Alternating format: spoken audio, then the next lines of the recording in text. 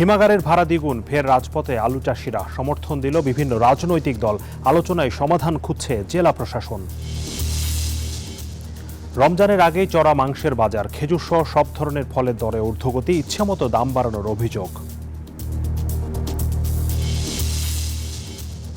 এবং বছরে 2 কোটির বেশি মুনাফাকারী কোম্পানিগুলোকে লভ্যাংশের 0.5% দিতে হবে সরকারকে। প্রাপ্ত অর্থ ব্যয় হবে শ্রমিকের কল্যাণে। স্বাগত পূবালী ব্যাংক পিএলসি বিজনেস টাইমে, সঙ্গে আছি আমি হোসেন শাহাদাত। শুনছিলেন শিরোনামগুলো, এবারে বিস্তারিত। রমজান আসার আগে অস্থির হতে শুরু করেছে ভোগ্যপণ্যের বাজার। বেড়েছে সব ধরনের মাংসের দাম, খেজুর সহ অন্যান্য ফলের দামও বাড়তি। ব্যবসায়ীরা বলছেন ভ্যাট বাড়ানোর কারণেই বাজারে ফলের দাম বেড়েছে। রমজানে পণ্যের দাম স্থিতিশীল রাখার দাবি সাধারণ মানুষের। রমজানের আর মাত্র কয়েক সপ্তাহ বাকি, এরই মধ্যে নিত্য প্রয়োজনীয় সব ধরনের পণ্যের দাম বেড়েছে। এক সপ্তাহের ব্যবধানে প্রতি কেজি গরুর মাংসের দাম বেড়েছে 50 টাকা। 700 টাকা থেকে দাম বেড়ে বিক্রি হচ্ছে 750 টাকায়। খাসির মাংসের দামও কেজিতে 50 টাকা বেড়ে 1100 টাকায় কেজি বিক্রি হচ্ছে। ব্রয়লার মুরগির দামও বেড়েছে 10 টাকা, প্রতি কেজি বিক্রি হচ্ছে 190 থেকে 195 টাকায়। ক্রেতাদের অভিযোগ, সঠিক নজরদারির অভাবে ব্যবসায়ীরা দাম বাড়াচ্ছেন ইচ্ছে মতো। জিনিসের পর অবশ্যই একটু কম রাখা উচিত, মুসলমান দাবি যদি করে। রমজান মাসে মাছ মাংস প্লাস ভোজ্য তেল, এগুলো চিনি, এগুলো বাজারটা একটু কমে গেলে আমাদের পক্ষে ভালো হয়। বেড়েছে খেজুর সহ সব ধরনের ফলের দাম। বিভিন্ন ফলের দাম গত বছরের চেয়ে কেজিতে 100 থেকে 150 টাকা বেশি। এদিকে ফল ব্যবসায়ীরা বলছেন ভ্যাট বাড়ানোর কারণে বাজারে ফলের দাম বেড়েছে। মরিয়ম খেজুর, তারপরে আপনার মিরজুল, আম্বার, এসে আরো অনেক প্রকারের খেজুর আছে। বিভিন্ন দেশ থেকে আসে। একতর আপনি এলসির সমস্যা, দ্বিতীয়ত ডলারের সমস্যা, তৃতীয়ত এখানে বাংলাদেশে ফলগুলি এসে আপনি সরকারের ভ্যাট বেশি। বেগুনের দামও আকাশ ছোঁয়া, তবে অন্যান্য সবজির দাম স্থিতিশীল রয়েছে। রোজা সামনে রেখে পণ্যের দাম স্থিতিশীল রাখার দাবি সাধারণ মানুষের। Desk report, news 24। হিমাগার ভাড়া দ্বিগুণ করায় সড়কে আলু ফেলে আবারও প্রতিবাদ করেছেন রাজশাহীর আলু চাষিরা। তারা জানান বাড়তি ভাড়ায় আলু মজুত করলে নিঃস্ব হয়ে পথে বসতে হবে তাদের। এই আন্দোলনের সাথে একাত্মতা ঘোষণা করেছেন বিভিন্ন রাজনৈতিক দলের নেতারাও। এদিকে জেলা প্রশাসন জানিয়েছে হিমাগার কর্তৃপক্ষের সাথে ভাড়া কমানোর ব্যাপারে আলোচনা চলছে। মতিউর মুর্তজার তথ্য ছবিতে ডেস্ক রিপোর্ট। হিমাগারে প্রতি বস্তা আলু সংরক্ষণে 255 টাকা থেকে ভাড়া বাড়িয়ে 560 টাকা নির্ধারণ করেছে কোল্ড স্টোরেজ মালিকরা। ভাড়া বৃদ্ধির প্রতিবাদে সড়কে আলু ফেলে প্রতিবাদে নেমেছেন কৃষক। তারা জানান বাড়তি হিমাগার ভাড়া দিলে লোকসানে পথে বসতে হবে। ভাড়া কমানো না হলে আন্দোলন চালিয়ে যাবেন তারা। প্রতিবাদ সবাই আজকে এসেছে, আমরা সকল কৃষক। এই কৃষকের দাবি আমাদের মানতে হবে। হিমাগার কর্তৃপক্ষ সিন্ডিকেট করে 4 টাকার ভাড়া 8 টাকা করছে। কৃষকদের উপর জুলুম করে 8 টাকার ভাড়া দাবি করেছে। এই প্রতিবাদে আমরা অতিলম্বে এর একটা সুষ্ঠু ফাইসালা চাই। যতদিন পর্যন্ত অন্তত ফাইসালা না হবে আমরা এই প্রতিবাদ চালিয়ে যাব। আলুর বাজার বর্তমান 13 টাকা, স্টোর ভাড়া 8 টাকা, তাহলে আলুর ফলন করছে 20 টাকা, আর 12 টাকা বিক্রি হলে আলুর দাম আমরা কত টাকা পাচ্ছি? আলু চাষিদের আন্দোলনের সাথে একাত্মতা ঘোষণা করেন রাজনৈতিক দলের নেতারা। তারা জানান ভাড়া কমানো না হলে কৃষকদের সাথে তারাও আন্দোলনে যোগ দিবেন। আমাদের কাছে মনে হয়েছে যে কৃষকরা আজকে যে সমস্যায় পড়েছে তাদের পাশে দাঁড়ানো উচিত। সেই তাগিদেই কৃষকদের ন্যায্য দাবির পরিপ্রেক্ষিতে তাদের পাশে এসে আমরা দাঁড়িয়েছি। হিমাগার কর্তৃপক্ষ বলছে অ্যাসোসিয়েশনের পক্ষ থেকে ভাড়া বাড়ানো হয়েছে, তাই রাজশাহীতে এককভাবে ভাড়া কমানোর সুযোগ নেই। Bangladesh cold storage association banner দিয়ে দিয়েছে 8 টাকা কেজি হিসাবে ভাড়া আদায় করা লাগবে। জেলা প্রশাসন বলছে হিমাগার ভাড়া কমানোর ব্যাপারে আলোচনা চলছে। যারা প্রকৃত কৃষক তাদের জন্য একটা সুবিধা তারা দিবে, এটা কতটুকু দিবে এটা কালকে জানাবে। আমরা শুধু কৃষকদের সুবিধাটার কথা চিন্তা করছি। অর্থনীতিবিদরা বলছেন কোল্ড স্টোরেজের ভাড়া কমানো না হলে আলু সংরক্ষণের অভাবে খাদ্য ঝুঁকি সৃষ্টি হতে পারে। আলু নষ্ট হয়ে যাবে। এখন যে দেখা যাচ্ছে 20 টাকারও কম দাম, সেটি দেখা যাচ্ছে যে হয়তো 40-50 টাকায় বছর শেষে চলে যাবে। আলু চাষি ও ভোক্তাদের স্বার্থে হিমাগারের যৌক্তিক ভাড়া নির্ধারণে কার্যকর ব্যবস্থা নেওয়ার উপর জোর দেন বিশেষজ্ঞরা। Desk report, news 24। বছরে 2 কোটি টাকার অধিক মুনাফা করে এমন কোম্পানিগুলো শ্রম আইন অনুযায়ী লভ্যাংশের 0.5% সরকারকে দিতে হবে, অন্যথায় তারা সরকারি দরপত্রে অংশ নিতে পারবে না। একথা জানিয়েছেন শ্রম ও কর্মসংস্থান এবং নৌ পরিবহন উপদেষ্টা অবসরপ্রাপ্ত ব্রিগেডিয়ার জেনারেল সাখাওয়াত হোসেন। সচিবালয়ে বাংলাদেশ সাবমেরিন কেবলস কর্তৃক বাংলাদেশ শ্রমিক কল্যাণ ফাউন্ডেশন তহবিলে চেক হস্তান্তর অনুষ্ঠান শেষে তিনি সাংবাদিকদের এসব কথা বলেন।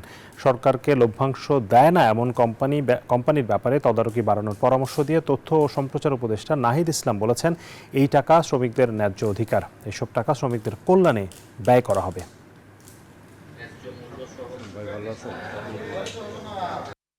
এই জায়গাতে আমি ইনস্ট্রাকশন দিয়েছি যে আমরা ক্যাবিনেটকে লিখছি যে এনারা যদি ল্যান্ডলিস্টেড না হন, বিশেষ করে বড় কোম্পানি, শিপ বিল্ডার্স, তারা যদি না হন তাহলে অন্তত পক্ষে সরকারি কোনো টেন্ডারে তারা পার্টিসিপেট করতে পারবেন না। নানা ধরনের যে নাগরিক সুবিধাগুলো, সেই সুবিধাগুলো থেকে তারা বঞ্চিত।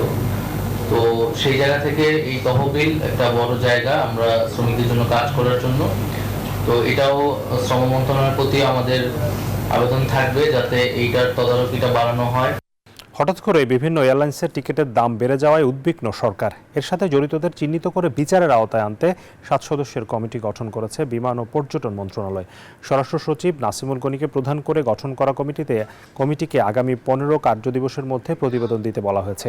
এ বিষয়ে শুনানি করতে বুধবার বিকেলে বেসরকারি প্রায় 25টি এয়ারলাইন্সের প্রধান নির্বাহীদের সাথে বৈঠকে বসেছেন কমিটির প্রধান স্বরাষ্ট্র সচিব নাসিমুল গনি। তিনি বলেন, হঠাৎ করে কেন মধ্যপ্রাচ্যগামী এয়ার টিকিটের দাম এতটা বেড়ে গেল, এ নিয়ে খোলামেলা আলোচনা করতে এয়ারলাইন্সের কর্মকর্তাদের ডাকা হয়েছে। তাদের কাছে ভাড়া বাড়ানোর যৌক্তিকতা জানা হবে, এরপর পরবর্তী সিদ্ধান্ত জানানো হবে।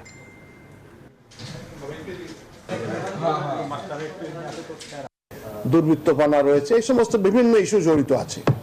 তো এই জিনিসটা অনুসন্ধান করার জন্য আমরা বসছি।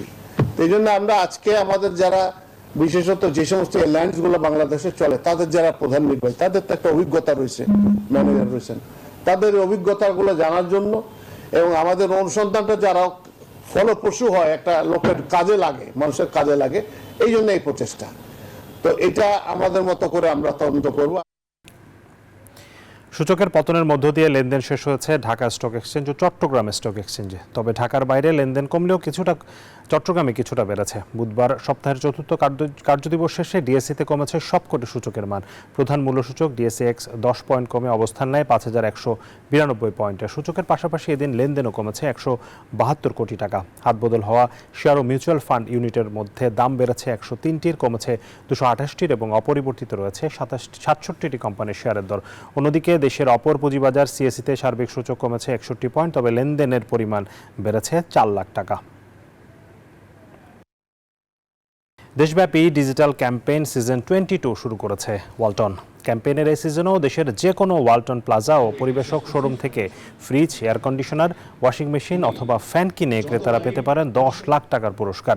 20 জানুয়ারি থেকে ঈদুল আজহা পর্যন্ত এই সুবিধা পাবেন ক্রেতারা। বুধবার রাজধানীতে ওয়ালটন কর্পোরেট অফিসে এর উদ্বোধন করেন ক্যাম্পেইনের ব্র্যান্ড অ্যাম্বাসেডর জনপ্রিয় চিত্রনায়িকা বিদ্যা সিনহা মিম। সে সময় অন্যদের মধ্যে আরও উপস্থিত ছিলেন ওয়ালটন প্লাজার MD Mohammad Raihan, Walton hi tech additional managing director Nazrul Islam Sarkar সহ ঊর্ধ্বতন কর্মকর্তারা।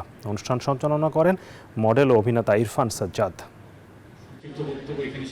সিরাজগঞ্জের তারাশে খাল ও নদীর মুখ ভরাট করে অপরিকল্পিতভাবে রাস্তার নির্মাণ ও যত্রতত্র পুকুর খনন করায় বন্ধ হয়ে যাচ্ছে ব্রিজ ও কালভার্টের মুখ। এতে জলাবদ্ধতা সৃষ্টি হয়ে অনাবাদি হয়ে পড়েছে অন্তত 2000 বিঘা জমি। ক্ষতিগ্রস্ত হচ্ছেন হাজার হাজার কৃষক। আব্দুস সামাদ সাইমের তথ্য ছবিতে ডেস্ক রিপোর্ট।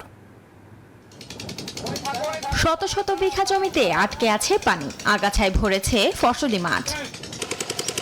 সিরাজগঞ্জের তারাশের বিভিন্ন এলাকার প্রায় 2000 বিঘা জমি জলাবদ্ধতার কারণে অনাবাদি হয়ে পড়েছে। স্থানীয়রা বলছেন, অপরিকল্পিত রাস্তা নির্মাণ এবং যত্রতত্র পুকুর খননে সৃষ্ট ভয়াবহ জলাবদ্ধতায় ব্যাপক ক্ষতির শিকার হচ্ছে কৃষক পরিবার। মাঠ থেকে শুরু করে মসলিটি পর্যন্ত প্রায় 3 কিলোর ঊর্ধ্বে জমি পুকুর খনন করার কারণে আমাদের জলাবদ্ধতা ভুগছি।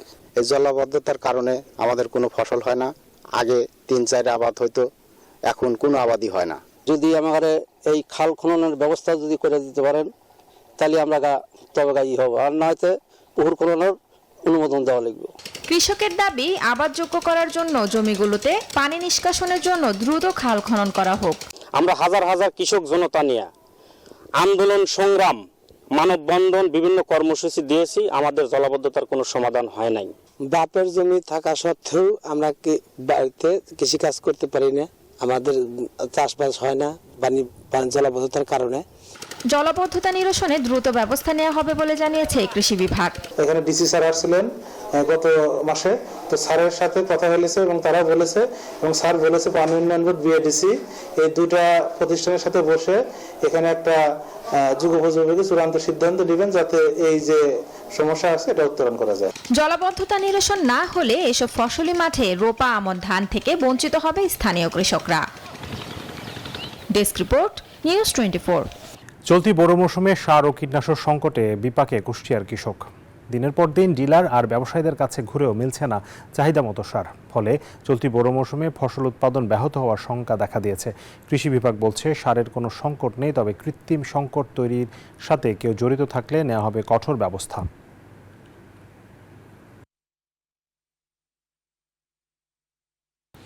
এই ছিল পূবালী ব্যাংক পিএলসি বিজনেস টাইমে। এতক্ষণ সাথে থাকার জন্য ধন্যবাদ সবাইকে।